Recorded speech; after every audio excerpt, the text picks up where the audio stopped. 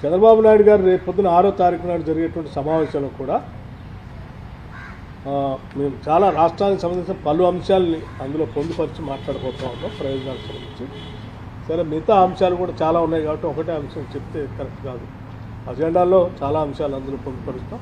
ఆ అంశాలన్నీ మీటింగ్ అయిన తర్వాత ఏం మాట్లాడాలని ఇప్పుడు చెప్తాం. అయితే డెఫినెట్గా కేంద్రంలో మేము అడిగినవి మాత్రం అంశాలు ఇవి. అక్కడ కూడా సందర్భం ఏమా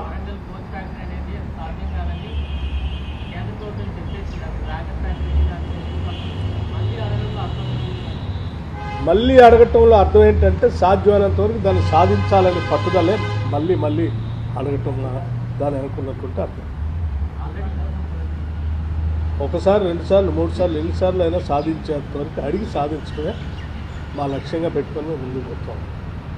ఇంకా దానివల్ల తెలంగాణ రాష్ట్రానికి పెద్ద ఎత్తున మేలు జరుగుతుంది కాబట్టి అది చట్టపరంగా ఆ రోజు అందులో పొందుపరిచారు కూడా మా హక్కుగా మేము భావిస్తాం. అది కూడా అడిగా చేర్చేది. సారీ, ఎక్స్ప్లెనేషన్లో మిస్సింగ్ అయింది కానీ రాతలో ఇచ్చాము. బయ్యారం స్టీల్ ఫ్యాక్టరీకి సంబంధించి కూడా ఇన్ రైటింగ్గా ఇచ్చాం.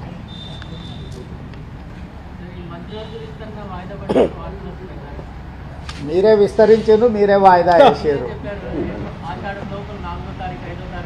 నేను తారీఖులు ఏం చెప్పలేదు. విస్తరించాలి, పిసిసి అధ్యక్షుడిని నియామకం జరగాలి, మంత్రివర్గ విస్తరణ జరగాలని ఏఐసిసి అధ్యక్షుడికి విజ్ఞప్తి చేసినాం. వాళ్ళ పరిశీలనలో ఉందని చెప్పినాం. ఇప్పుడు కూడా వాళ్ళ పరిశీలనలో ఉంది.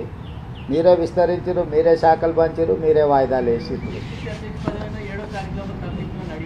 అది కూడా నేను అడిగాను. 7 తారీఖు 3 సంవత్సరాలు పూర్తవుతుంది, ఆ లోపల కొత్త అధ్యక్షుడిని నియమించండి అని చెప్పి నేను విజ్ఞప్తి చేసిన. ఇప్పుడు బాలు ఏఐసిసి అధ్యక్షుడు కోర్టులో ఉంది. దీనికి సమాధానం మీకు అక్కడి నుంచే సరైన సమాధానం వస్తుంది.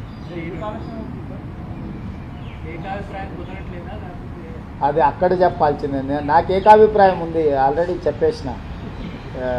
వేరే వాళ్ళని నియమించండి, దాంట్లో ఏం భిన్నాభిప్రాయాలు, ఏకాభిప్రాయం.